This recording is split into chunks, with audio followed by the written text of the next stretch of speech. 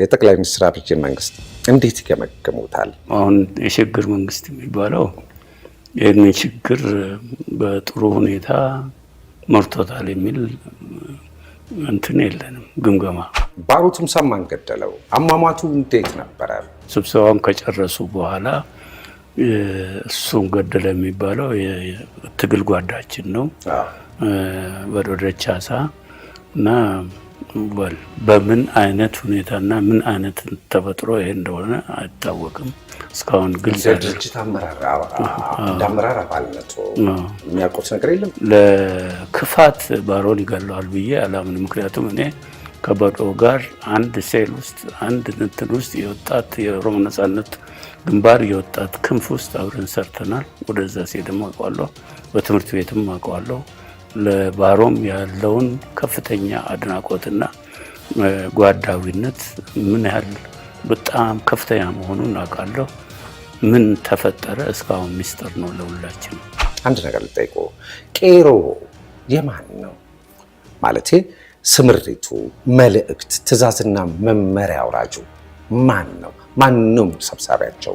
ከዚህ በፊት የተደረገው ትግል ውስጥ እንግዲህ የማንኛው እጅ ነው ከፍተኛ የሚለው የቅድሙ ውስጥ ይከተናል። ብዙ ናቸው ያንን እኛ ነው የሚሉ። ስለዚህ አሁንም እኛንን የሚለውን ማቆየቱን እንፈልጋለን። እኛ እሱ ያን የለጋር የሚሆን አንስቶ አሁንም ድረስ ትግል ላይ ነው ያሉት። በእውነት እንደ ሰው አይታክትም፣ የሆነ ቦታ አይሰለችም። ካጠገብ የወደቁት አሁን በተለይ እኔ በዚህ በመርዙ ካጠገብ የወደቁ ልጆች አሉ። ብዙውን ጊዜ እነሱ እንደዛ ሆኖ እኔ እንዴት አድርጌ ነው የግል ኑሮ የምኖረው? ያስራሃል።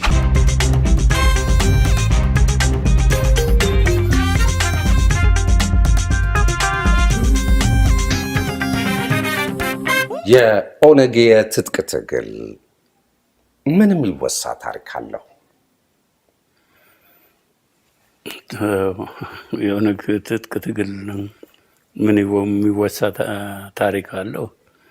አንደኛ የኦሮሞ ነጻነት ግንባር የውጭ እርዳታ የለውም። በህዝብ ላይ የተመሰረተ በህዝብ ድጋፍ ላይ በህዝብ ተሳትፎ ላይ ገና ከመጀመሩ እኛ በምዕራብ ኦሮሚያ ስንጀምር ጣልቃ ልግባቦት ከሱዳን መንግስት ከፍልስጤምና ሊባኖስ በኋላም ደግሞ በአገር ውስጥ ከነበሩት ድርጅቶች ከሻዕቢያና ህወሓት ድጋፍ ነበራቸው። ገና ትግል ስንጀምር የነበረንን ታሪክ ልንገረኝ። ጠበንጃ አጣን፣ የሚረዳንም አጣን። በጣም በተወሰነ ገንዘብ የተወሰነ ጠበንጃ በድብቅ ከሱዳን ድብቅ ገበያዎች ገዝተን ሽንኩርት ጆንያ ውስጥ ደብቀን ነው ወደ ወሰን ወደ ቤጊ ወሰን ያደረስ ነው። ያ ስላል ምንም በቂ አይደለም። መጀመሪያ የገባነው 17 ሰዎች ነው። ያ ጠበንጃ ወደ 78 ብቻ ነው። ሌሎች እንዲሁ ባዶ እጃችን ነው የገቡት። ባዶ እጅ እንዳይሆኑ ይሄ ቀስት ነው የተለማመድ ነው። ይሄ እውነተኛ ታሪክ ነው። እንደዛም ሆኖ ያንን ወስደን ወደ ወሰን ላይ የሆነ መንደር ውስጥ ነው የተዘጋጀ ነው። እስክንዘጋጅ ድረስ የመንግስት የደህንነት አባሎች ፖሊሶች መጥተው እንዳይወስዱብን መሬቱን በጣም ዲፕ ቆፍረን እዛ ውስጥ ነው የደበቅነው። አንድ ቀን እንዳጋጣሚ ሆኖ የመንግስት ሰራዊት በትራክ ሎሪ ነው የሚሉት እነሱ መጥተው እኛ ግቢ ገቡ። ለምን እንደመጡ አላወቅንም። እኛ ቋንቋ አንችልም፣ ቋንቋ የሚችሉትን ነው የላክንባቸው። በቃ አለቀልን ወሰዱ ብለን ሁላችንም ወደ ውስጥ ገብተን ያ ቋንቋ የሚችለው ወደዛ ሄዶ አናገራቸው። ለቅሶ ውስጥ ገባን። እኛ ወደ ውስጥ ገብተን በቃ ተወሰደ። ኢንፎርሜሽን አግኝተው ነው የመጡት ምናምን። እንዳጋጣሚ ግን እነሱ ተቸግረው ሰው እዛ ቦርደር ላይ ይዘዋል። ይሄ ሰውዬ ኦሮምኛ ነው እንጂ ምንም አይናገርም። አስተርጓሚ ፍለጋ ነው።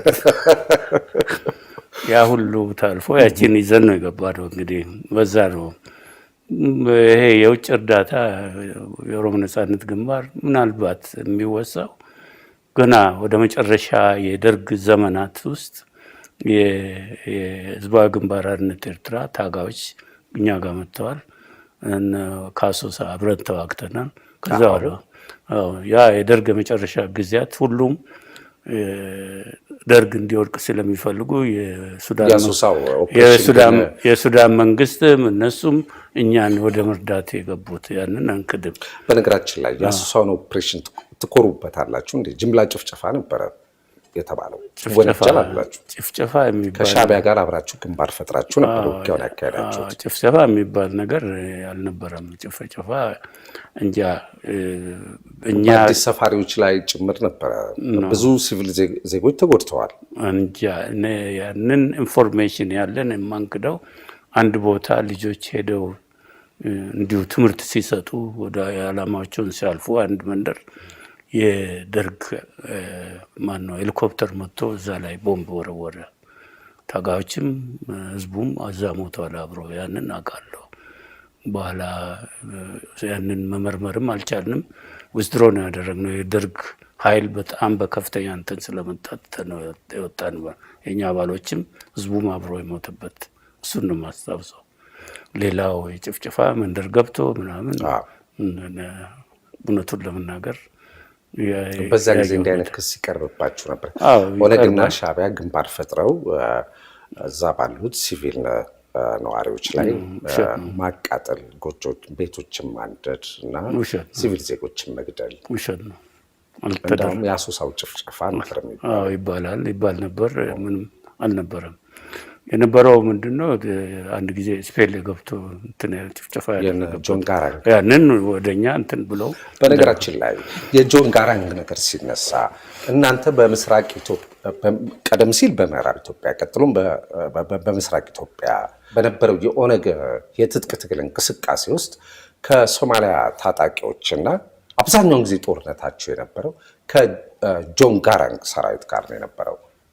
የኢትዮጵያ መንግስት ተቃውማችሁ ነው የወጣችሁት። ከጆን ጋራንግና ከሶማሊያ ታጣቂዎች ጋር ያን ሁሉ ኃይላችሁን መጨረሳችሁ ምንድን ነው ግንኙነቱ? ሁለቱም የተለያየ ታሪክ ነው ያላቸው። የሶማሊያ ታጣቂዎች ጋር ውጊያ አልነበረም። ውጊያ የነበረው ገና የኦሮሞ ነጻነት ግንባር የትጥቅ ትግል ሲጀምር 76፣ 77፣ 78 አካባቢ በተለይ 76 እና 77 እና 78 አካባቢ የሶማሌ ጦር ገፍቶ እስከ አዋሽ እስከ ድሬዳዋ የወረረበት ጊዜ ነው። ያኔ ሲመጡ ገጠሩን በሙሉ ነው ገብተው ዘረፋ፣ ይሄ ሴቶች መድፈር ምን ውስጥ የገቡት 69፣ 67፣ 68 ያኔ የግድ ህዝቡ እንዲፌል ለማድረግ የተቻለውን ያህል ከነዛ ከሶማሌ ጦር ጋር ነው ውጊያ የተገባው። ብዙ ነው ውጊያ የተደረገው ከሶማሌ ጦር ጋር። የሶማሌ ጦር ወደ ኋላ ሲመለስ ደግሞ ደርግ ይሄ ኃይል ከዛ ማድረግ የለበትም የሚል ትልቅ ወረራ ኦፌንሲቭ ነው ያደረገው። ሁለቱ መሃል ነው ተጠምዶ ውጊያ ሲያደርግ የነበረው የኦሮሞ ነጻነት ግንባር። ከሁለቱም ሰርቫይቭ አደረገ አኖረ። እዛ ምስራቅ ነው እንግዲህ። ይሄኛው የምዕራቡ የተለየ ነው። እነሱ በፊት ነው እኛ እዛ ያንን አካባቢ ይዘን መዋጋት የጀመርነው። ይሄ የበጊ ቆላዎችን፣ የግዳሚ ቆላዎችን፣ የደምቢዶሎ ቆላዎችን፣ አሶሳ እነዚህ አካባቢዎች ነው የነበረው እኛ እንቅስቃሴ። እኛ 81 ነው የገባ ነው። እነሱ ደግሞ እንደገና በ84 85 ነው የጀመሩት። ጆን ጋራንግ ያውቃሉ የእኛን እዛ አካባቢ እንቅስቃሴ። ከነሱ ውስጥ ብዙዎቹ ኦፊሰሮች እዚህ የነሱ እንቅስቃሴ ነው ውጊያ እንገባለን ከነሱ ጋር ገባ፣ በዚህ አንዋጋም በሌላ አሉ። ግን ደርግ ጆን ጋራንግን ፕሬዠራይዝ አድርጎ ግፊት አድርጎበት በዛው እንዲጀምሩ የእኛ እንቅስቃሴ አካባቢ ብቻ ሳይሆን እኛ እየሸሸናቸው እንደገና ደጀን የኛን ደጀን ለማፍረስ ውጊያ መጡ። ያኔ የምታደርገው ነገር የለም፣ ራስን መከላከል ነው። ከዛ በኋላ አሶሳ ነው ቤዝ ያደረጉት። ድሮ በጋምቤላ ነበር። ይሄ ሁሉ የደርግ የስትራቴጂ ነው እኛን ዋይፕ አድርጎ ከዛ አካባቢ ለማስለቀቅ። እኛ ደግሞ ሰርቫይቫል ነው የመኖርና ያለመኖር ነው ለኛ። የግድ ትከላከላለህ። ይሄ ነው ውጊያውን የፈጠረው። በነገራችን ላይ ከሻዕቢያ ጋር የነበራችሁ ወዳጅነትና የትግል አጋርነት በምን ላይ የተመሰረተ ነበረ? በመርህ ላይ መርህ ነበረው? መርህና የፖለቲካ ድርድር ያደረግንበት ነገር የለም። ትብብራችን አንድ ላይ ተሰልፋችሁ እስከ መዋጋት ድረስ ያደረሳችሁ እሱ እንዴት ነው የመጣው? ያኔ በ86 87 በፈረንጅ አቆጣጠር ማለት ነው። እኛን ከዛ ደርግ እንደገና በትልቅ ኃይል እኛን ገፍቶ ከዛ ለማስወጣት መጣ። ሻዕቢያ ላይ ደግሞ ሌላ ተመሳሳይ ወረራዎች ተሞክረዋል ብዙውን ጊዜ። እኛ ከዛ አካባቢ የመልቀቅ ለስትራቴጂካዊ ጥቅማቸው ለነሱ በጣም የሚጎዳ ነው። ሱዳኖችም እንደዚሁ ናቸው። ያችን በር ከፍተው የትብብራችን ደርግን በዛ አካባቢ አብሮ የመዋጋት አንድ ጊዜ ያደረግነው ነው። ከዛ በኋላ እነሱ ውዝድሮ አድርገው ወደ ቦታቸው ነው የተመለሱት። እንደገና በ98 99 ኢትዮጵያና ኤርትራ ውጊያ ሲገቡ ለራሱ የግል ትፈላለጋለህ፣ ለእኛ ከፈቱልን። እነሱም ይፈልጋሉ፣ እኛም እንፈልጋለን። ያኔ ደግሞ ተገናኘን እንደገና ማለት ነው። በባድመው ጊዜ ማለት ነው። ባድመ ውጊያ ሳይሆን እንዲሁ በአጠቃላይ በኢህአዴግ ወቅቱን ነው የምለው። ወቅቱ ከዛ በኋላ አገዛችሁ እንደ እናንተ ምንም እዛ ያኔ ሰራዊትም አልነበረንም እኛ ኤርትራ ውስጥ ገና እንደ የስራ ቦታ ገና የፖለቲካ ሰዎች የገቡበት የጠላት ወዳጅ ነው አይነት ነው። እንደዛ በዛ ላይ ሳይሆን አጠቃላይ መጀመሪያ እኛን ነው የቀዳው ኢህአዴግ ቲፒኤልኤፍ እኛ አስከፍቶ አስወጣ። ብዙ ጉዳት ነው የደረሰብን። እነሱም ታክቲካሊ እነሱን ረድተዋል። ያኔ ይሄ የታወቀ ነው፣ ሪኮርድድ የሆነ ነው። ግን በኋላ ደግሞ እነሱ ጋር ተከዳዱ። ይሄ እንግዲህ እኛ ሁለታችንም የተከዳንን ብለን ተገናኘን ማለት ነው። እርሶም ሆኑ ሌሎች የኦነግ አመራሮች ውጊያ መሀል የተጧጧፈ ውጊያ መሀል የገባችሁበት ጊዜያት አሉ? ለምሳሌ እርሱ? አዎ ብዙ ጊዜ ገብተናል። ማስታውሰው ትልቁ ውጊያ የነበረው 86 ነው 87 88 ወደ ጁን ሰኔ አካባቢ ነው። 88 ሰኔ አካባቢ ነው። ደርግ በበጊ በኩል ወደ 2 ብርጌድ ይዞ መጣ። ስፔሌ ደግሞ ከኋላ 1 ብርጌድ እና 2 ባታሊዮን ይዞ መጣ። እኛ ምሽግ ነው ይዘው ነው የነበረው። መምጣቱም ኢንፎርሜሽኑ በደንብ አልተሰማም። የሄሊኮፕተር ቦምብ ብቻ መወርወሩ ነው የሰማነው። ያየነው ቀን ነው። ቀን በ7 ሰዓት አካባቢ ነው። ያ ቦምብ እዚህ ቆመን ሳለን እዚህ ባጠገባችን በካምፑ አዛዥና በእኔ መሀል ነው የወረደው ያ ቦምብ። ከዛ በኋላ ወረራ ኢሚዲየትሊ ተጀመረ። ወደ 11 ሰዓት 12 ሰዓት ነው ውጊያው የቆመው የደርግ 5 ሰዓት ያለማቋረጥ ከ1 ሰዓት ከ7 ሰዓት ጀምሮ እስከ 12 ደረጃ ማለት ነው። ወደ 12 አካባቢ ሲመሻሽ ነው በቃ የቆመው። ብዙ ተጎድታበት ያለማቋረጥ ሄሊኮፕተርም ደግሞ መጥቶ በላይ እንትን ይላል። የስፔሌው ኃይል አልደረሰም። ያ የስፔሌው ኃይል ቢደርስ ኖሮ እኛ አለቀልን ማለት ነው። የስፔሌው ኃይል አልደረሰም ገና። ይህንን ተመታ። የስፔሌው ኃይል በነጋታ ነው የሚመጣው። ይህኔ ደግሞ የደርግ ኃይል በጣም ተመቶ የሚያፈገፍገው ተፈግፎ የሚሰዋው ተሰውቷል። የስፔሌው ኃይል ገና ከኋላ ሲመጣ ደግሞ 5 ቀን ነው የተዋጋ ነው ከስፔሌ ጋር። እሱ ነው በጣም ይበረታብን። ይመጣል፣ ይመታል፣ ይመለሳል፣ ሌላ ኃይል ይጨመራል።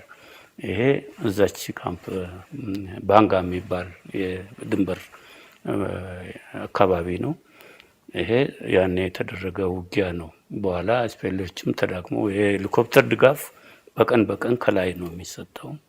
ይሄ ነበር ነው። እነዚህ ሌሎች ውጊያዎች እንግዲህ ብዙ ናቸው የተሳተፉባቸው። ስለዚህ አመራር አካላቱም ውጊያው ብዙ የተሳተፉ አሉ፣ የተሰዉም አሉ። የተሰዉ ብዙ ናቸው፣ በጣም ብዙ ናቸው። ሁለት ስሞችን ላንሳ፣ ለምን እንደመረጥኳቸው እንጃ። እና ስለነዚህ ሁለት ሰዎች ደግሞ በጥቂት መስመር ግለጹልኝ።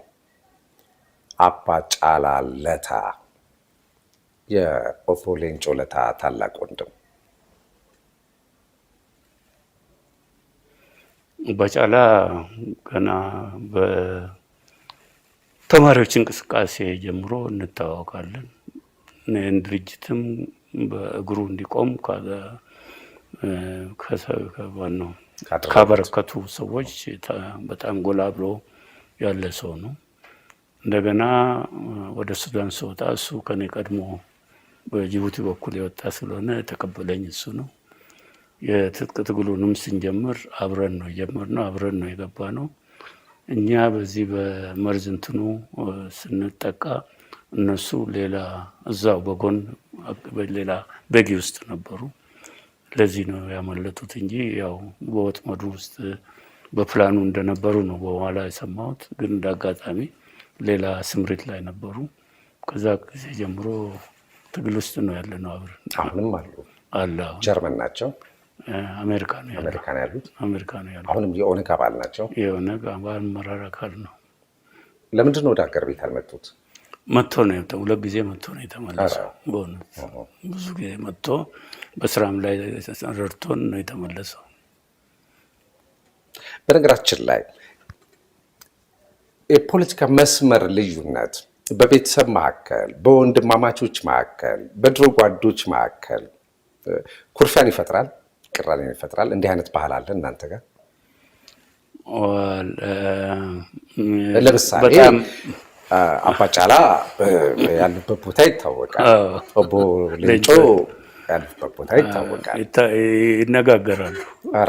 እርግጠኛ ኖት? እርግጠኛ ነኝ። እኛም እንነጋገራለን። እናረጋግጥላለሁ። እሺ። ባሮ ቱምሳ የኢጫት መስራች አባል፣ ቅድምም ተነጋግረናል። በኋላ ላይ ድርጅቶቹ መመታት ሲጀምሩ ኢማሌድ ከፈራረሰ በኋላ እነ ወዝሊግ እነ ሜሶንም መበላት ከጀመሩ በኋላ ወደ ኦነግ ተቀላቅለዋል። በደርግ የተገደሉት የቄስ ጉዲና ቱምሳ ወንድም ነው። በ1981 መፈንቅለ መንግስት የተገደሉት የሜጀር ጀነራል ደምሴ ቡልቶን እህት ወይዘሮ ወርቅነሽ ቡልቶን አግብቶ 3 ልጆችን አፍርቷል። ናሲሴ፣ አየቱ፣ ኤጀርሳ የሚባሉ 3 ልጆች አሉት። ባሮ ቱምሳ ብዙ አልተነገረለትም። በተለይ ከእርሶ መስማት የምፈልገው አሟሟቱ ዛሬም ድረስ ያነጋግራል። በተለይ አንድ ሰው ላይ ጣት ይቀሰራል። ባሮ ቱምሳ ማን ገደለው? አሟሟቱ እንዴት ነበረ? መቼስ ኦቦ ዳውድ እቺ ሚስጥር ከእርሶ በስተቀር የሚያውቅ ሰው የለም ብዬ አልልም። ግን ከሚያውቁት ሰዎች፣ እውነቱን ከሚያውቁት ጥቂት ሰዎች መካከል አንዱ እርሶ ኖት። እኔ እዛ አልነበርኩም። እሱ የተሰዋው በምስራቅ ነው፣ ሐረርጌ። እና የተነገረን ነገር ቢኖር ስብሰባ ላይ ነው የቆዩት። ስብሰባ ላይ አንድ ላይ ነበሩ።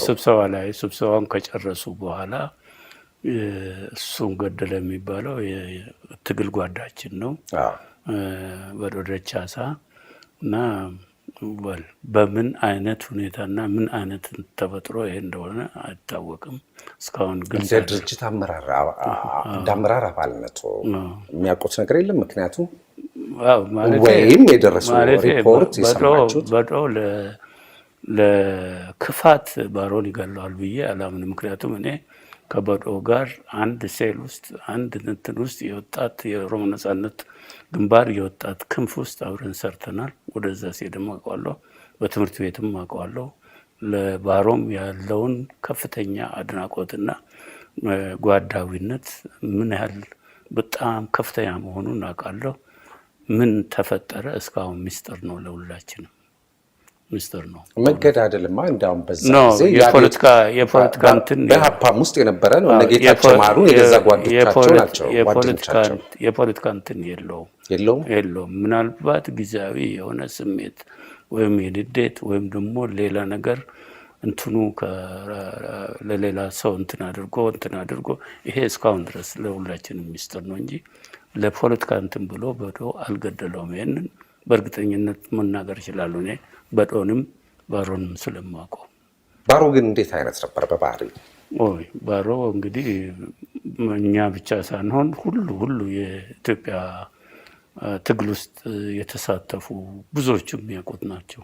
ብዙ ፒአርፒም ውስጥ በጣም ከፍተኛ ውይይትና እንትን የነበረው ሰው ነው። ይህንን በእርግጠኝነት አውቃለሁ።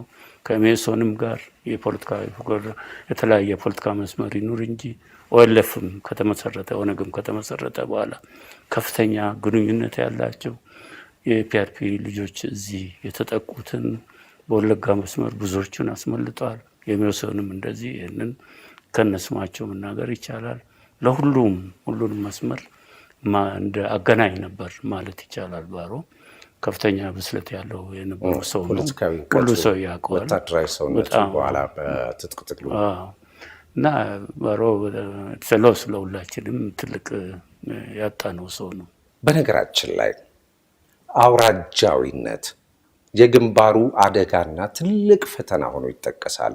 ወለጌ፣ ሸዌ፣ የምስራቅ፣ የምዕራብ ኦሮሞ፣ የመሃል ሀገር የሚል ታፔላ የመለጣጠፍ ነገር ነበር በኦነግ ውስጥ ነበር። አሁንም አለ ኦነግ ውስጥ። ይሄ የለም አሁን የለም ኦነግ ውስጥ። እሺ ትጥቅ ትግል እና እሱን ነው አንደኛ በዚህ በምስራቅ ውስጥ በተደረገው የትጥቅ ትግል ከአመሰራረቱም እንደገና ከአደረጃጀቱም እንደገና ከመዋቅሩ ውስጥ ደግሞ ግዳጅን አወሳሰድ የተሰባጠረ ከሁሉም እንትን የሆነ በፕሪንሲፕልና በኢዲዮሎጂ ላይ የተመሰረተ ነው። በወለፍ ውስጥ የለም ይሄ በፍጹም። እዛ ከነስማቸው ከነ ሪኮርዱ አለ። የወለጋ ልጆችም ነበሩ፣ የመሀል ሀገርም ነበሩ፣ የባሌ የአርሲ ይሄ ሪኮርድ ዶኖ እስካሁን የመጣ ነው። ያምቦስ የሸዋ ማለት ያምቦ ነው። ሁሉ ነው ኦነግ ውስጥ አሁንም ቢሆን ድሮም ቢሆን ይሄ የለም። ይሄ የተከለከለ ነው በእኛ ጋር። አመራሩም ውስጥ አባሉም ውስጥ ከላይ እስከታች ስብጥሩ መጥተህ እኛ ኦፊስ መጥተህ ማየትና እንደገና ሌሎችን ማናገር ትችላለህ። የተከለከለ ነው። ኦፌኮ የተመሰረተ አካባቢ ከፕሮፌሰር መራራ ጉዲና ጋር ድርጅታችሁ የሚወራወሩ ቃላት ነበሩ። እንዲያውም እሳቸው እንደሚሉትም ከሆነ በዛን ጊዜ ጦቢያ መጽሔትም ላይ እንዳሰፈሩት በሚስዮናውያን ብስኩት ያደጉ ብዙ ቃላት ነበሩ።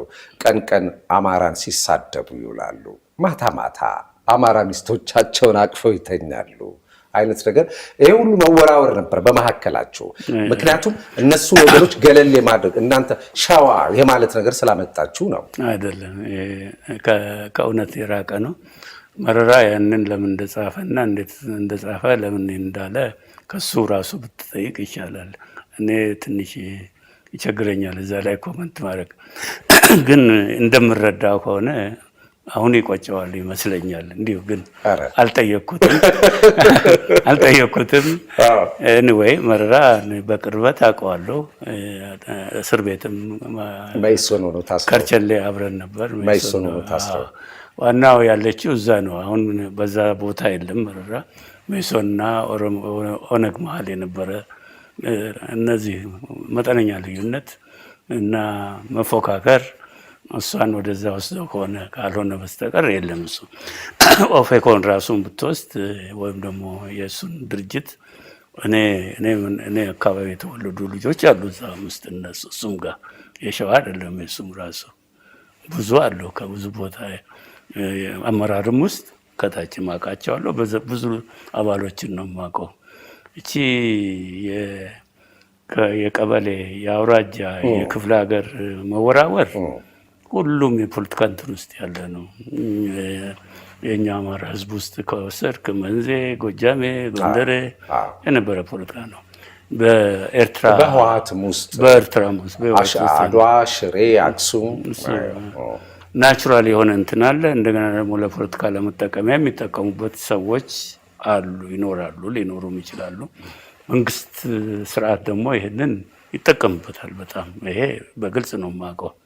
ይሄንን ነገሩን ትንሽ የፈላ ያስመስለዋል። ግን የኛ ውስጥ ይሄ በጣም የተከለከለ በፕሪንሲፕል በውስጥ ደንብ በህግ የተከለከለ ነው። ግን አሁን እንዳጠቃላይ በኋላ እንመጣበታለን ስለ ፖለቲካ ፓርቲ ድርጅቶቹ የኦሮሞ የሚወክሉትን። አሁን እንዳውም እየገነነ እየሰፋ አልመጣም? በኦሮሚያ አካባቢ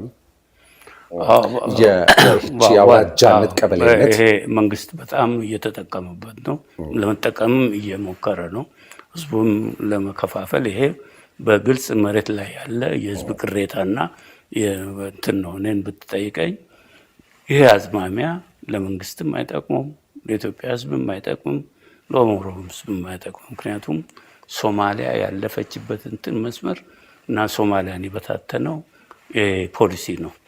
አንዱ ሌላውን ለመስበር አካባቢያና እንትን ምንም መርህ ላይ ያልተመሰረተ ፕሮግራም ላይ ያልተመሰረተ ሌላውን ኃይል ለመስበር ለመከፋፈል በውስጥ ድርጅቱንም ከድርጅቱ ውስጥ ደግሞ ውጪ ደግሞ ማህበረሰብ ከማህበረሰብ አድርጎ እንዲሁ ለጊዜያዊ የፖለቲካ ጥቅም ይሄ እዛ ብቻ አይቆምም። እዛ አውራጃ ሁለት አውራጃ እንትን ቢሉና ይሄንን ካሰፋው እዛ ብቻ አይቆምም። ሄዶ ሰፍቶ የሀገር አደጋ ነው የሚሆነው ለማንም። እኛ አሁን ለምሳሌ አንድ ድርጅት ውስጥ እንበልና ልዩነት ካለ ያችን ልዩነት ለመጠቀም ብለን ያንን ድርጅት ለመጉዳት ውስጡ ገብተን እንደገና ከውስጡ ደግሞ በአካባቢና በአውራጃ ለያይተን እናደክመዋለን ብለን የምንሰራው እንትን መልሶ እኛን እንደሚጎዳ በደንብ እናውቀዋለን። ብንሰራ ማለት ነው። ግን ሰዎች ይህን ያረዱትም ሰው ነን። ብዙዎቹ ይህንን ይጠቀሙበታል። በተለይ አሁን ያለው መንግስት በግልጽ ይህንን እየተጠቀመ በማስረጃ ማስረዳት ይቻላል። ትልቅ የፖለቲካ ኪሳራና ለመንግስትም አደገኛ የሆነ ለአገሪቷም አደገኛ የሆነ እንትን ነው። በጊዜ ራሳቸውን በውስጣቸው እንደገና መርምረው ይህንን ካላስተካከሉ እንደገና እዛ ሄደ የአማራን ህዝብ ለመከፋፈል ጎጃሜ ነው፣ ጎንደሬ ነው፣ መንዜ ነው፣ እንደገና ኦሮሞን ለመከፋፈል ወለጋ፣ ሸዋ ምናምን ብለህ ይሄ የማዋጣ ፖለቲካ ነው።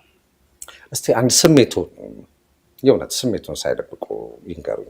ግንባራችሁ ሁሌም የሚወቀስበት የሚኮነንበት አንድ ነጥብ አለ። 5 አስርት ዓመታትን ያስቆጠረ ግን አንዳችም ድል ያላስቆጠረ የሚል ይህ አባባል ያሸማቅቃችኋል ወይስ የለም ይሄ ብላችሁ የምትቆጥሩትና የምትሞግቱበት ትሩፋት አላችሁ? አገኘ ነው አስገኘን ለኦሮሞ ህዝብ የሚያስብላችሁ? በጣም ጥሩ ጥያቄ ነው ያነሳው። አንደኛ ድልን በወታደራዊ ድል ብቻ መስፈርት አድርገው የሚያዩ አሉ። ለምሳሌ ሻዕቢያ ያን ሁሉ ተዋግቶ ክፍለ ጦሮችን በትኖ እንደገና ደግሞ ሰራዊቱን እንደ ሰራዊት ሁለተኛ ክፍለ ጦርን በትኖ ሌሎችም ክፍለ ጦሮች ተደምረውበት ኤርትራን ነፃ አወጣ። በወታደራዊ ኃይል አድርገዋል፣ ተሰውተዋል፣ ተዋግተዋል። ትክክል ነው፣ ግልጽ የሆነ እንትን ነው። ሌላ እንትን መፍትሄ ስላጡ እናደርገዋል ነው የሚሉት እነሱ። ቲፒኤልኤፍ ደግሞ ያው ከዛ መሰረቱበት አካባቢ ተነስቶ አዲስ አበባን መጨበጡ በወታደራዊ ኃይል ይሄ መሆኑ የግልጽ ነው። ኤራው ነው። ያኔ የናል ቢልድ አድርገዋል፣ እንትን አድርገዋል። የኦሮሞ ነጻነት ግንባር ይሄን በዚህ ከለካው በጣም አነስተኛ ነው ድሉ። ይሄ ግን የኦሮሞ ነጻነት ግንባር በዚህ በጣም አስቸጋሪ በሆነበት ውስጥ ካላንዳች ድጋፍ ቅድም እንደነገርኩ አንድ የኦሮሞ ቋንቋ መናገሩም ራሱ ወንጀል ሆኖ የታሰረበት ሰው ብዙ ሰው እናውቃለን እኛ። ከዛ አንስቶ ሊትሬቸር አድርጎለት ትምህርት ቤት አስተምሮበት ከዛ በትንሽ ከትግል ሜዳ ተነስቶ አድጎ ኦሮሚያን በሙሉ አዳርሶ አሁን አጠቃላይ የኦሮሞ ህዝብ የስራ ቋንቋ ሆነ። ይሄ አሁን ሊትሬቸር፣ መጽሐፍት፣ ድራማ እና ሌሎች እንትኖች የሚሰሩበት ነው የኦሮሞ ቋንቋ። የኦነግ ውጤት ነው የሚሉት ካላንዳች ጥርጥር የት ጋር ሌሎች ያበረከቱ ግለሰቦች አሉ። ለዚህ እንደ ግለሰብነት እንደ ናሽናሊስት የሆኑ የታወቁ እንትኖች አሉ ለዚህ ያበረከቱ። ግን እንደ ድርጅት ወስዶ የስራ ቋንቋ አድርጎ ሰው አስተምሮ መጽሐፍ አውጥቶበት ኦነግ ነው በትግል ሜዳ በምዕራብም በምስራቅም ሌሎች ውጪ ባሉት እንትኖችም ለዚህ ያበረከቱ። ለምሳሌ ገና ከመሬት ሲነሳ ዋነኛው እንትን እና ኃይለ ፊዳም አሉበት ነሼ እንትንም አሉበት የታወቁ የኢስላሚክ ስኮላርስ እና ብዙ አሉ እነሱ ለዚህ ያበረከቱ። ኦነግ ግን ወስዶት ወደ ስራ ቀይሮ እንደገና በቻርተር ጊዜ ትምህርት ሚኒስቴር ውስጥ አስገብቶ የዚህ የስራ ቋንቋ እንዲሆን ያደረገ ማለት ነው። ይሄንን እንደገና ደግሞ የኦሮሞ እንደ ኦሮሞነትም ተደራጅቶ ከሌሎች ህዝቦች ጋር ፖለቲካውን እንዲያስተካክል ህዝቡን አደራጅቶ ለዚህ ያደረሰው የኦሮሞ ነጻነት ግንባር ነው። ይሄ ሁሉ ሲደረግ ኦነግን ለማጥፋት ያልተረባረበ የለም። በዚህ ውስጥ አልፎ ለዚህ ደርሶ ማለት ቀላል ነገር አይደለም። ሌሎች አሉ ያስከፋውታል። ግን በግሉ እንደዛ ሲባል አንዳንዴ እንዳውም እንደ ፕሮፓጋንዳም በምንግስት ሚዲያዎች ሁሉ የምንሰማበት ጊዜ እኛ በጣም እንስቅባቸዋለን። ምክንያቱም ትርፉ የምንሸማቀቅበት ነገር የለም፣ የምንኮራበት ነው እንጂ ያ የዚህ አገር ፖለቲካ የታወቀ ነው። አንዱን ድርጅት አንቋሸህ እሱን አዳክመህ አንተ በርትተህ የምትወጣ ነው የሚመስለው። ይሄ ፖለቲካ እዚህ ሀገር መሬት የያዘ ነው።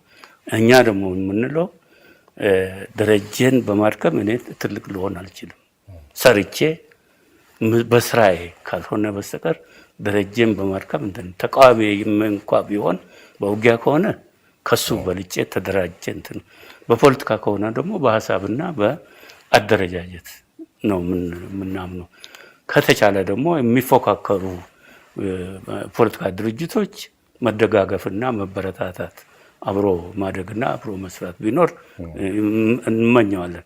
ዋናው ግን ኦነግን ለማጥፋት ዋና አጀንዳ አድርጎ የሚንቀሳቀስ በጣም ብዙ ነው። መንግስት ደግሞ በዋነኛ ደረጃ ይህን ይዞ ሚዲያዎችም ባለስልጣኖቹም አወቃቀሩም ፓርቲውም በሙሉ ያለው ኢንጌጅመንት ቢኖር 90% በኦነግ ላይ ነው። እስቲ ጥርት ባለ መንገድ አጭርና ግልጽ በሆነ መልኩ ያስቀምጡልኝ። የኦነግ ትግል ምን ለማግኘት ነው? ስኬት፣ ግብና ዓላማ አድርጎ ያስቀምጠው ምንድን ነው? ቅድም ተነጋገርን አይደለም? የኦሮሞ ነጻነት ግንባር ፕሮግራሙ ምንድን ነው ብለህ ያስቀምጥኩ እሱ ላይ ነው። አሁን የራስን እድል በራስ መወሰን የሚለው እዛ እንትኑ ውስጥ አለ። የህዝቦች ለነጻነት ለዲሞክራሲና ለእኩልነት ይሄ ፕሮግራማችን ነው። ለሁሉም እዚህ እንጠገላለን። ግን የኦሮሞ ህዝብ ደግሞ የራሱን እድል በራስ መወሰን የግድ ፕሮግራማችን ስለሆነ እዛ አሁንም ሀሳባችሁትም እዛ ውስጥ አብሮ ተካታይ የህዝቦች ነጻነትና ዲሞክራሲ ለእኩልነት የሚለው እዛ ውስጥ የራስን እድል በራስ መወሰን። ስለዚህ ክፍት ነው። አሁንም እሱ ህገ መንግስቱም ውስጥ አለ አይደለም? ምን ችግር አለው? ይሄ ስለሆነ መገንጠል የግድ ይሆናል ማለት አይደለም። ያ ነው አይደለም የሚፈራው። እሱን ቅድም ዘጋ ነው አጀንዳውን። መገንጠል የሚኖረው ከተገፋ ብቻ ነው እንጂ አይኖርም። አብረን ዲሞክራሲ እቺማ ሁሉ ተደጋግማ የምትነገር ነገር ነው። የመብት ግን ትመስላለች ያቺ። ኦኬ እሱን ልግለጽልህ። ያቺን ብናነሳ እሱ መብቱን የሚከለክል አይደለም። ብናነሳ መብቱን አይከለክልም። ያለው አገራዊ ስምምነትና አገራዊ እንትን ነው። ያንን መፍትሄ ሊሰጥ የሚችለው ያ አስቀመጥከው አላስቀመጥከው ምን እንጂ አሁን ኤስፔሌ ኒው ሱዳን ብሎ ነው አይደለ? ኒው ሱዳን በአጠቃላይ ሱዳን ነው፣ ግን ሴፐሬት ስቴትስ በአይናችን ፊት ነው። ያው ክራይሲስ ነው ነገር። ያ ክራይሲስ ነው የሚያመጣው። ክራይሲሱ ከተፈታ የፖለቲካ ጥያቄው ከተፈታ አብረን ደግሞ ዲሞክራሲ አስተማማኝ ዲሞክራሲ ከተሰራ ብቻ ነው ዋስትና። መቼስ እንግዲህ በየአጋጣሚው የታሪክ ሽሚያ ይፈጠራል። በተለይ በሀገራችን እንዲህ አይነቱ ነገር የተጧጧፈ የተጋጋለ ነው። በሀገራችን የተከሰተውን የለውጥ አየር ያመጣነው እኛ ነን የሚሉ ድርጅትና ፓርቲዎች፣ ቡድንና ግለሰቦች ጨምራሉ። ይህን ዛሬም ድረስ እንሰማዋለን። ለመሆኑ በእርሶ የሚመራው ኦነግ ለዚህ ለውጥ ድርሻ ነበረው? የኦሮሞ ነጻነት ግንባር በጣም ትልቅ ድርሻ ትልቅ ከፍተኛው የላይንስ ሼር። እስቲ በተግባር የሚገለጽ አንድ ሁለት ብለው ያስቀምጡልኝ። በጣም ጥሩ። ባሉት የድርጅቱ የህቦ አደረጃጀት ህዝቡን ለማሳተፍና አመራር ለመስጠት በየጊዜው የሚሰጡ አቅጣጫዎች በሙሉ የኦነግ ከፍተኛ እጅ ያለበት ነው። እኛ ይህንን አሁን እኛ አለበት የእኛ ነው ማለት አልፈለግንም። ምክንያቱም ተሻሚው ብዙ ስለሆነ ዝም ብለናል። ዝም ማለቱ ይሻላል። ምክንያቱም በዛ ላይ ተጨቃጭቃ ድል ሲገኝ ብዙ ነው እንትኑ ሽንፈት ሲመጣ ነው እና ስለዚህ እዛ ውስጥ ክርክር ውስጥ መግባት አልፈለግንም።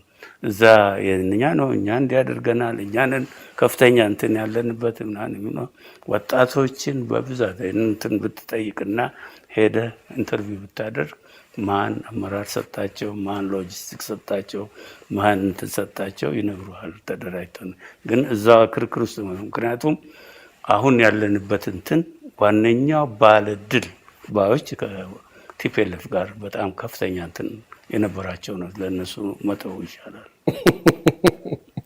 በነገራችን ላይ ከአንዳንድ የኢህአዴግ ሹመኞች ጋር ጥምረትና አጋርነት፣ የመረጃ ልውውጥና ሚስጥራዊ ግንኙነት እንደነበራቸው ይነገራል። መቼስ ኦቦ ዳውድ ፈገግ ብለው እንዴታ እንደሚሉ ነው አይክዱኝም። ምክንያቱም በአደባባይ ተነግሯል። ኦነግን ለኦነግ መረጃ እንሰጥ ነበር፣ ለኦነግ መረጃ እናቀብል ነበር እየተባለ ማንኛውም ድርጅት ትግል ውስጥ ሳለ መንግስት በአንተዎች ለማስገባት ከአንተ ውስጥ ካሉት ጋር ለመስራት ብዙ ዘዴዎችን ይጠቀማል። የገንዘብ ወይም ደግሞ ማስፈራራት ወይም ደግሞ ፕሮሚስ በማድረግ ይሄን አደርግልሃለሁ ብሎ ወይም ደግሞ አሰልጥኖ ይልካል። አንተም የተቻለን ያህል እንደዛው ታደርጋለህ መንግስት ውስጥ። ይሄ በሁለቱ ተቀናቃኞች መሃል ያለ ዓለማዊ የሆነ ታክቲክ ነው። ሁሉ ቦታ አለ። ይህንን አድርገናል እኛ ብዙ። ግን ያ የተነገረውን መናገር አልፈለግንም ነበር። ተደጋግሞ ስለተነገረ አዎ ነበረ ብለን ማውጣት ተገደናል። ግን አልፈለግንም ያንን ማውጣት መናገር። ምክንያቱም ብዙዎች አሉ ከዚህ የበለጠ በጣም ከፍተኛ አስተዋጽኦ የነበራቸው በመንግስት ውስጥ እንትን በመንግስት ስልጣን ላይ ነበሩ የኦህዴድ ሰዎች የኦህዴድም ያልሆኑ እንደው ግን ለግንዛቤ ያህል ይደርሳችሁ የነበረው ምስጢራዊ ሰነድ፣ የመረጃ ፍሰት ለድርጅታችሁ ያበረከተው አስተዋጽኦ እንዴት ይመዘናል? በእርግጥም ጠቅሟቸዋል? በጣም ጠቅሞናል። ብዙ ልጆች እንዳታሰሩ ከእስር እንድናስመልጥ በጣም ረድቶናል። እንደገና ደግሞ ከፍተኛ የሆነ የድርጅቱን የአካሄድ ታክቲክ ወይም ደግሞ የስራ መደብ አንዳንድ እንቅፋቶች የሚመጡትን እንቅፋቶችን ለማስወገድ በጣም በተደጋጋሚ የመንግስት ያለው እንትን ደግሞ ያም ሆኖ ሰብሮ ገብቶ በጣም ጉዳት የተደረሰብንም ብዙ ነው እና በጣም ሰፊ ነው። ሰፊ የሆነ ጥቅም አግኝተንበታል። አሁንም ቀጥሏል። አሁን አናደርግም። አሁን አናደርግም። ከአዲሱ የብልጽግና ኦህዴድ ሰዎችም ይሁን ከሌሎች ድርጅቶች እንደው ሹክ የሚሏችሁ መረጃ ቢጤ የሚያቀብሏችሁ መረጃ ይናል አንፈልግም አሁን። ምክንያቱም በሰላማዊ እንትን ነው እየታገልን ያለ ነው። አንዳንድ ሰላማዊ ትግልም እኮ መረጃ ይፈልጋል፣ ጥቆማ ይፈልጋል። መረጃው ይናል እርስ በርስ ስለላ ማድረግ ሳይሆን በአጠቃላይ አካሄድ እንትን እንዳይሆን ነው እንጂ እንደ ከዚህ በፊቱ ትግል ላይ ሳለ በዛ መጠንና በዛ አላማ አይደለም የምትፈልገው መረጃ። አሁን የአሁኑ መረጃ የፕሮግራምና የሀሳብ የፖሊሲ ጉዳዮች ውድድር ነው። ያችን ነው የምትፈላልገው። ይሁንና ከመንግስት እንትኖች ጋር ህጋዊ የሆነ ግንኙነትም አለን። ህጋዊ የሆነ ቢሮ ሄደን ሁኔታ እናስፈጽማለን። እንደገና ደግሞ እንደ ፒፒ እና እንደ ወለፍም ተገናኝተን እንመካከራለን። በጣም ቅርበት ያለውና እንትን ያለው ባይሆንም የግድ የስራ ጠባዩ እንድትገናኝ ያደርጋል። ችግሮች ሲኖሩ ችግሮችን አብረ እንዲፈታ እንጠይቃለን። ይሄ የሚያነካካንና የሚያገናኘን እንትን ብዙ ነው። ቅድም ጠቀስ አድርገውታል። እስቲ እንደው ወጣቶቹን ብትጠይቃቸው፣ ኢንተርቪው ብታደርጋቸው አንዳንድ ነገሮች ልትሰማ ትችላለህ፣ እውነቱን ልታገኘው ትችላለህ። እኛ ለድሉ ይህን አስተዋጽኦ አበርክተናል ብለን ክርክር ውስጥ ሽሚያ ውስጥ መግባት ስላልፈለግን ዝም ብለን አቆይተነው ነው ብለውኛል። አንድ ነገር ልጠይቆ፣ ቄሮ የማን ነው? ማለቴ ስምሪቱ፣ መልእክት፣ ትዕዛዝና መመሪያ አውራጁ ማን ነው? ማንም ሰብሳቢያቸው ነው ወይስ አሁን እነሱንም ተከፋፍላችኋቸዋል?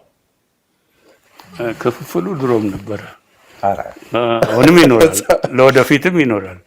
ምክንያቱም ብዙ የፖለቲካ ድርጅቶች የወጣት ክንፍ የሌላቸው የሉም።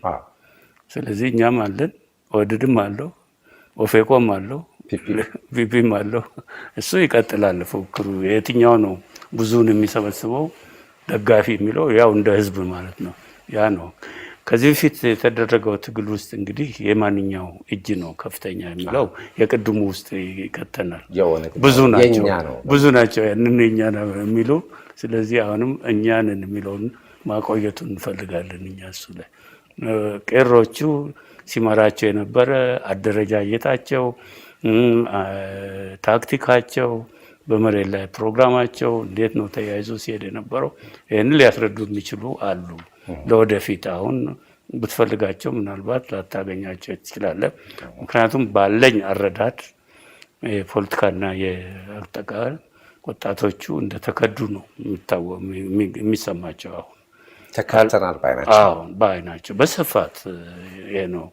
ምክንያቱም ይሄ ለውጡ አላቀፈንም፣ እንዲሁ እነሱን ጋር የሚደጋግፏቸው እና እነሱ ያዋቀሩትን እንጂ አጠቃላይ የተሰዋውን እንትን ወደዛ ይገፋ ነው። መግፋት ብቻ ሳይሆን እንደገና እስር፣ እንደገና ደግሞ ሌላ እንግልት የቀጠለብን ነው። በሰበብ አስባቡ የሚል ሰፊ ነው፣ በጣም ሰፊ ነው።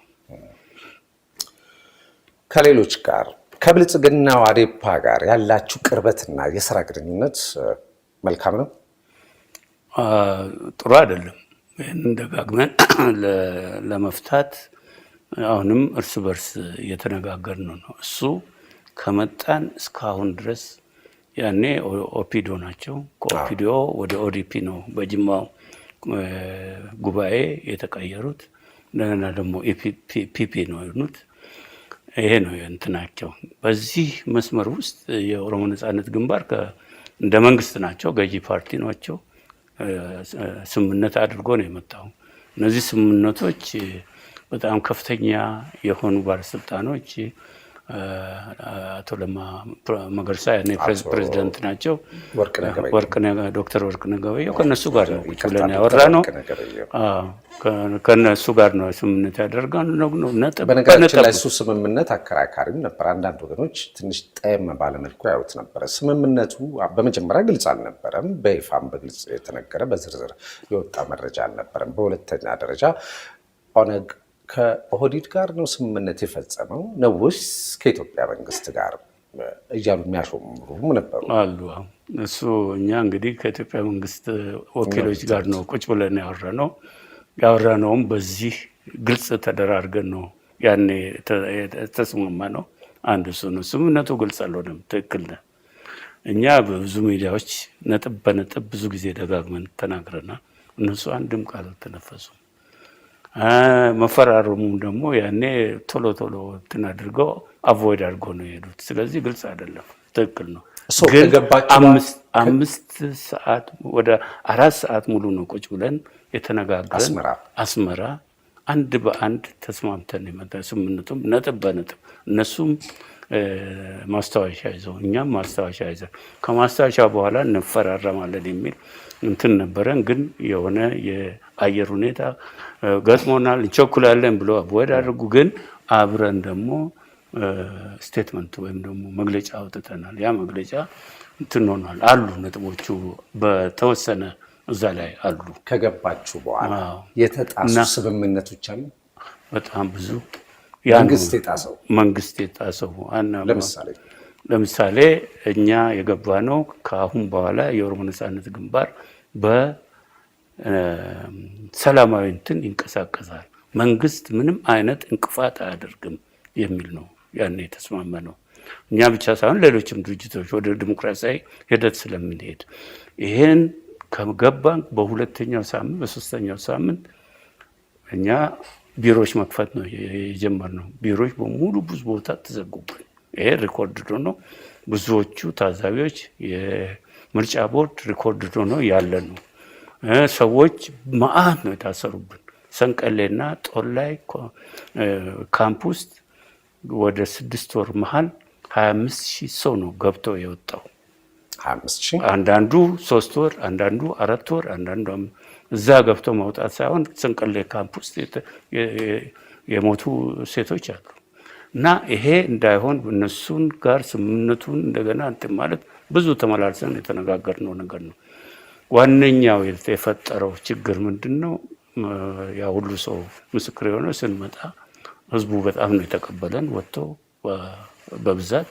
ይሄ እነሱ እንደ ስሬት እንደ ወለፍ አስፈሪ ለስልጣን አድርጎ ነው የወሰዱ። ስለዚህ ብዙ እንቅስቃሴያችን እስካሁን ድረስ ችግር ውስጥ ያለ እንትን ነው። እናንተስ የጣሳችሁት የለም? እነሱ የሚናገሩት ሊኖር ይችላል። ግን ቁጭ ብለን በማስረጃ ብንነጋገር ነው የሚሻለው። እኔም የምናገረውን ሊክዱ ይችላሉ፣ ይሄ የታወቀ ነው። ግን በማስረጃ ብንነጋገር ይሻላል እንደዚህ አይነት ነገሮችን። በድርጅት ባይሆንም በግለሰብ ደረጃ ከአመራር አባላቱ ጋር ያላችሁ ቅርበትና ወዳጅነት? በድርጅት ደረጃ እንገናኛለን ብዙ ጊዜ። በግለሰብ ደረጃ ከአመራር አባላቱ ጋር በግለሰብ ደረጃ ግንኙነት የናል ማቆ ነገር የለም። ኢትዮጵያ ፖለቲካ ውስጥ እንዲህ አይነት ነገሮች መልካም እንትን የላቸው። የአንድ ተቀናቃኝ ፖለቲካ ፓርቲ አመራር አባልና ሌላኛው ፓርቲ አመራር ቁጭ ብሎ እንኳን ሻይ ለመጠጣት ይቸገራሉ፣ ይፈራሉ። ትክክል ነው። ሌሎች ድርጅቶች ጋር በጣም ብዙ እንገናኛለን። ከኦፌኮ ጋር በጣም ቅርበት አለን። እኔና መረራ ብዙ ጊዜ እንገናኛለን። የመንግስት ይዘጋል፣ ዝግ ነው ለእሱ። እንደ ግለሰብ ይፈራሉ። ዳውድ ደህና ነህ ይፈራሉ። እስቲ ቡና እንጠጣ አይሉም። የለም ያሉትንም አላየንም እስካሁን ድረስ። እኛ ሞክረነው ያላገኘነው አለ። ምክንያቱም ከተቃዋሚ ጋር አብሮ መቆም ይፈራሉ። ያው የኢሰፓና ባህል እስካሁን ድረስ የኢትዮጵያን ፖለቲካ አላቀቀውም። ያ ነው ችግር ነው፣ የሁላችን ችግር ነው እሱ።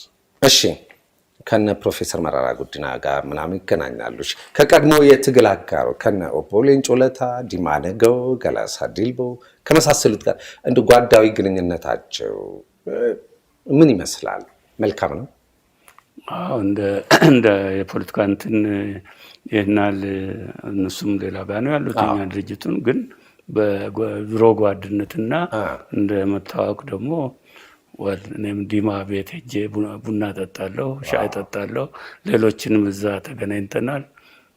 ሌላ ጊዜም እንደዚሁ አልፈን እንገናኛለን። ጃዋር መሐመድ እንገናኛለን ከሱም ጋር።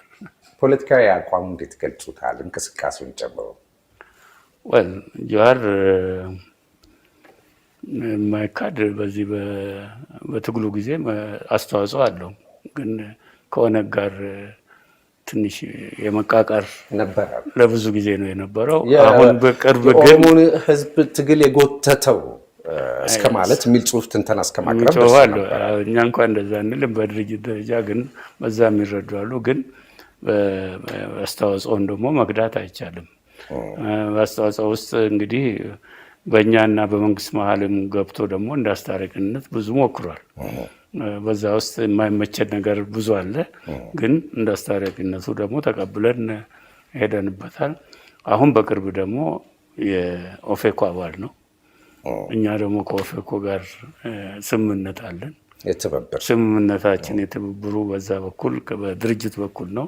በግለሰብ ደረጃ ደግሞ ያኔም እንገናኛለን፣ በኋላም እንገናኛለን። ግን እንደ ድርጅት ነው ግንኙነታችን። በነገራችን ላይ ለኦሮሞ ህዝብና ቆመናል የሚሉ የተለያዩ የኦሮሞ የፖለቲካ ድርጅቶች አሉ። እየበረከቱ ነው የመጡት እና መሰረታዊ ልዩነታችሁ ምንድን ነው? ለአንድ የኦሮሞ ህዝብ ልዕልና 4፣ 5፣ 6 ድርጅትና ፓርቲ አነሰ። የምር ለምንድን ነው አነሰ ያልኩ? አንደኛ ትግል ረጅም ነው የነበረው። በዚህ በረጅም ትግል ውስጥ የህዝቡን የትግል አይከፋፍለውም ወይ? ጉልበት አቅም አያሳጣውም? ገባኝ። የህዝቡ አቅም የኦሮሞ ህዝብ ብዛቱ ብዙ ነው። ተከፋፍሉት? አዎ ገባኝ። የኤርትራ ትግል ውስጥ 15 ድርጅቶች ነበሩ። ከዛ በላይ በሂደት ከስመዋል። በሂደት የኛውም ወዴት እንደሚሄድ ማንም አያውቅም። እና ይሄ በትግል ጊዜ ያለ ችግር እነዚህ እንትኖች ወይ ራሳቸውን ችለው ወይም ደግሞ ከድርጅቱ ተገንጥለው የሚቆሙ አሉ። የኛም እንደዛ ነው። የፒኤልኦ እንደዛ ነው። የስፔሌ እንደዛ ነው። ይሄ የትግሉ ጠባይ ነው። እንደገና ደግሞ በሰላማዊ እንትን ጊዜ እንደዚሁ ይፈጠራሉ። ግን በአካሄድ ዲሞክራሲ አካሄድ ራሱ እያሸጋሸገ ወይም እያንጠባጠበ ይሄዳል። አሁን የኢትዮጵያ ፖለቲካ እንደዛ ሊሆን ነው። በሰላማዊ እንትን ከሄድ ግን መፈጠር አይቀርም። የሌሎች የኢትዮጵያ ድርጅቶችን ማዕት ናቸው። ማዕት ከቁጥሩ በላይ ከኢትዮጵያ ህዝብ ብዛትን ኦሮሞንም ጨምሮ ብዙ ናቸው። አንዳንዱ ስታየው ልዩነቱ የፖለቲካ ልዩነት የፕሮግራም ልዩነት በጣም ትንንሽ ነው። ግን የነበረው የፖለቲካ መንፈስ የፖለቲካ ሁኔታ ይሄን ነገር ቁጭ ብለህ ሶርት አውት አድርገህ የሚገናኙት እየተገናኙ የሚንጠባጠቡ ሌሎች ደግሞ እንዲፎካከሩ ስላልተደረገ ከኢዘማ ጋር ቁጭ ብሎ መናገር የሚችለው ኢዘማና ግንቦት ሰባት ነበር። ውጪ ነው የነበረው። ሌላው ደግሞ እዚህ ነው ያለው። በአካልም መገናኘት ስለማይችሉ ፕሮግራማቸው ቢቀራረቡ እንኳ መናገር ስለማይችሉ እዚህ ያለው በራሱ ዘዴና ታክቲክ ይደራጃል። የኢትዮጵያ ፖለቲካ ሁኔታ የፈጠረው 50 ዓመት ውጤት ነው ሁሉ። ብዙዎቹ ተሸጋሽጎ ምናልባት እንደ ዲሞክራቲክ ፓርቲ እና ሪፐብሊካን ፓርቲ ለመምጣት ይመጣል። ግን ያ በአንድ ጀንበር አልተፈጠረም። በ100 ዓመታት ውስጥ ነው የመጣው። ኢንዲፔንደንት ምን ተብሎ ብዙ ሲፈጠሩ ነበር ያኔ እና ወደዛ ይሄዳል። ሰላምና ዲሞክራሲያዊና በጣም ሰከን ያለ የፖለቲካ ጉዞ ቢኖረን ማለት ነው። እና ብዙ መሆኑ ይሄናል እንትን ነው። ግን ኢብሳው ኦርሳሙር በጣም ትንሽ ሀገር ነች። ወደ 100 ምናምን መኖራቸውን ነው የሰማሁት። ያ እና በኦሮሞ ህዝብ የትግል አቅም ላይ መከፋፈልን የማዳከምን ስሜት ሁኔታን አይፈጥርም ነው እሱ ይሄናል አቅም እንትን ማለት ላይ ምናልባት እንደዛ ባይሆን አንድ ወጥና እንደ አንድ ድርጅት መሆኑን ይመኛሉ ሰዎች። አስፈላጊ ነው በድርጅት ጊዜ በትግል ጊዜ በተለይ። ግን እንደዚህ በሰላማዊ እንትን ጊዜ ይሄናል የሚፈጥረው አይደለም። ምክንያቱም በዲሞክራሲያዊ ሂደቱ ይሸጋሸጋል እንትን ይላል። በዚህ እኛ ስጋት የለንም። ህዝቡም ይመርጣል የሚመቸውንና የሚያምንበትን። በኦሮሚያ አካባቢ የተካሄዱትን የባንክ ዘረፋዎች ስለሱ ምን የሚሉት ነገር አለ? ጣቶች ወደ እናንተ ተቀስረዋል። ጣቶ ወደ እኛ እንኳን ሊቀሰር አይችልም። እኛ የዘረፋ ድርጅት የለንም። የሚወቅሷቸው ለእነዚህ ሜዳ የቀሩትን ልጆች ነው የሚወቅሱት። እንደዛ ነው የሚገባኝ። አድርገዋል አላደረጉም መረጃ የለኝም። ግን ዋነኛው መረጃ ብዬ ልጠቅስልህ የምችለው እሱም እንግዲህ መንግስት ሊክደው ይችላል። ጀነራል ከማል ገልቹ ያኔ የጸጥታ ክፍል ኃላፊ ነበር። በኋላ ተናግሮታል። እነሱ የኦዲፒ ራሱ የሰራው በመንግስት መዋቅር የሚያውቁት ራሳቸው ትእዛዝ የሰጡበት የሚል ነገር ሰምተናል። እንደዚህ ወይ ለሱ ይሆናል ወይ ሌላ ሰው ይሆናል ትእዛዝ የሰጠው ማን እንደሆነ አላውቅም፣ ግን ምስክርነቱን ሰጥቷል። ይህን መረጃ ደግሞ አይ እኛ አላደረግንም ብሎ አልካደም፣ ያስተባበለም የለም። ያለኝ መረጃ ይሄ ነው። እንግዲህ በዚህ ላይ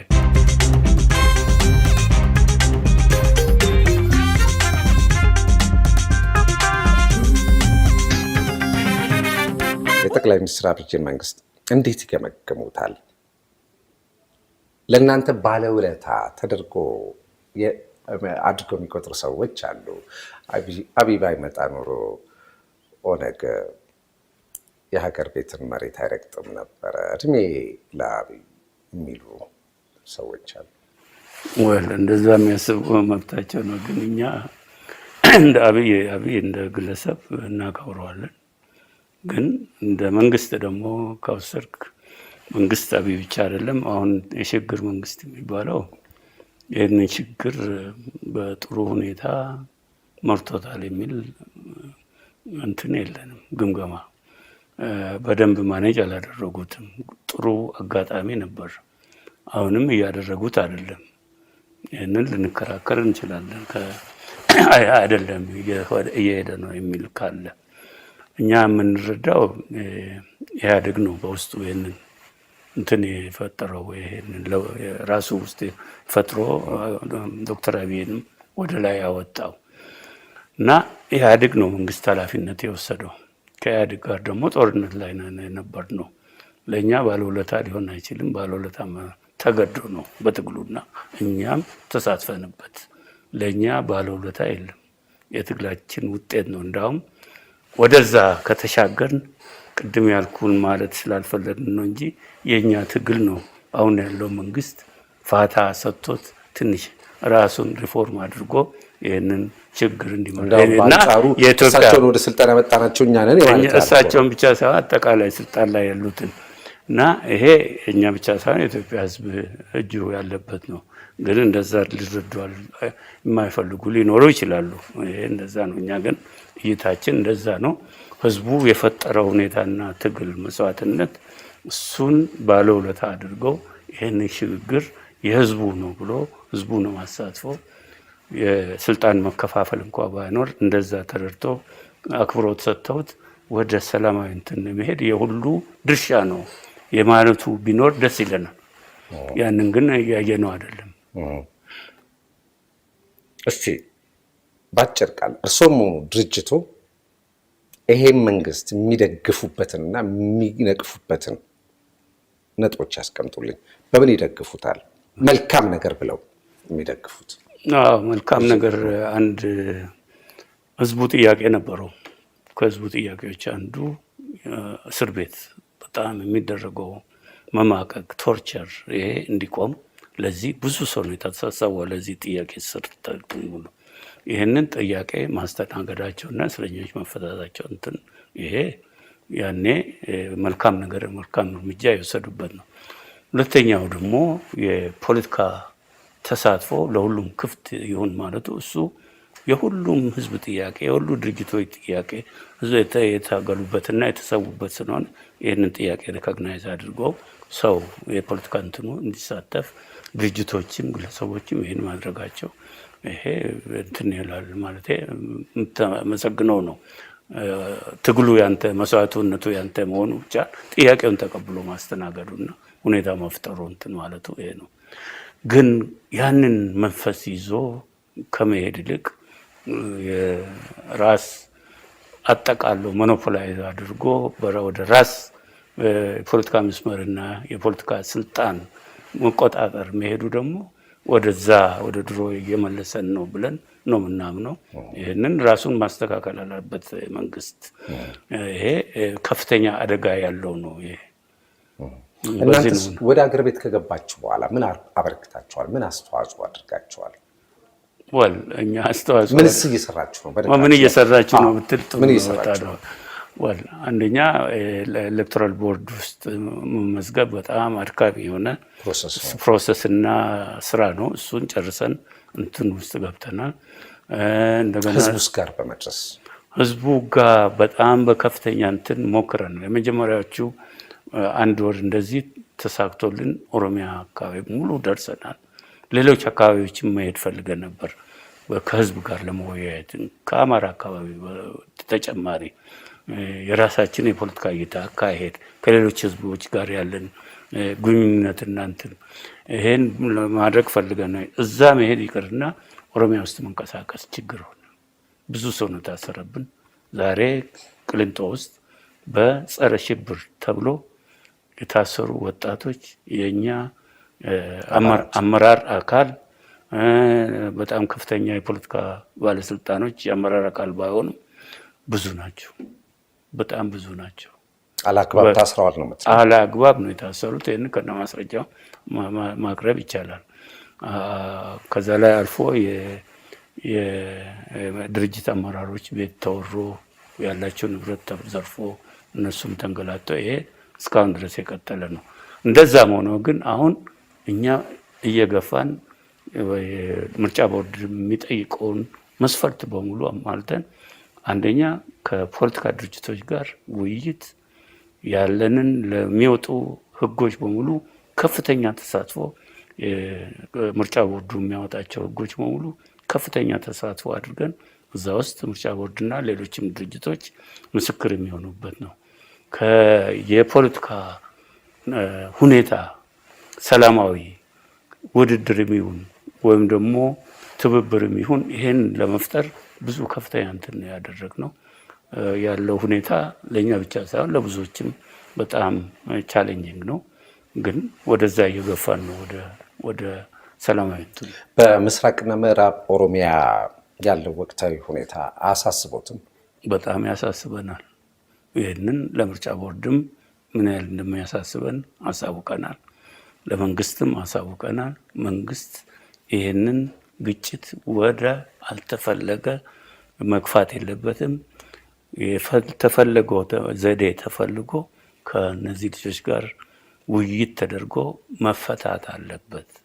ካለፈው የትጥቅ ትግሎች በሙሉ ከጎረቤታችን የትጥቅ ትግሎች በሙሉ ምንማራቸው መኖር አለበት። እንዲሁ ሽፍታ ምን ብለህ ብቻ የምትፈታው አይደለም። ይሄ በኋላ ቁጭት ይሆናል ለአገሪቱም ለህዝቡም። ስለዚህ በጥሞና በሰከነ አንድ በምን ሁኔታ ነው የምንፈታው ብሎ ውሳኔውን ማስቀመጥ፣ ፖሊሲውን ማስቀመጥ፣ ይህንን አድርጎ ልጆቹንም ቻሌንጅ ማድረግ ምንድን ነው ራሳቸውን ግልጽ ማድረግ አለባቸው። ይህንን ተደጋጋሚ ብለናል። ለሚጠይቁን የሶስተኛ አካል ኤምባሲዎች ምናምኖችም ይህንን በግልጽ ሀሳባችንን ሰጥተናል። የነሐሴው ምርጫ በእርግጥም በታሰበለት በታቀደለት ጊዜ ይካሄዳል ብለው እርግጠኛ ሆነው? ነሐሴ ምርጫ ነሐሴ መሆን አልነበረበትም። ነሐሴ መሆንም እንደሌለበት ብዙ ጊዜ ጥያቄዎችን ገፍተናል፣ ግን ወስኗል ምርጫ ቦርዱ። የምርጫ ቦርዱ ውሳኔ ደግሞ መቀበል ግዴታችን ነው። በሱ እየተዘጋጀን ነው። ይሆናል አይሆንም እርግጠኛ ነው ወይ የሚለው አብረን ብንመልስ ይቻላል። ከኢትዮጵያ ጥሩ ግምገማ ሰርታችኋል። ምርጫው ይካሄድ ውጤት የኦነግ ውጤት እንዲህ ይሆናል የሚል ግምገማ፣ ትንተና፣ ጥናት ሰርታችኋል ከወዲሁ? አዎ፣ ይሄ ሰላማዊ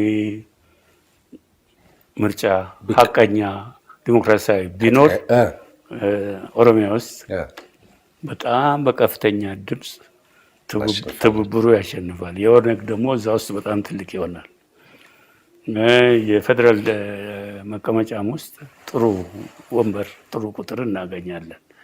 ግን ይሄ ሰላማዊና ዲሞክራሲያዊ ሀቀኛ ይኖራል አይኖርም የኛ ብቻ ሳይሆን የብዙ ፖለቲካ ፓርቲዎች ጥያቄ ነው። የተወሰኑ ነጥቦችን በግሉ ላይ ላንሳ።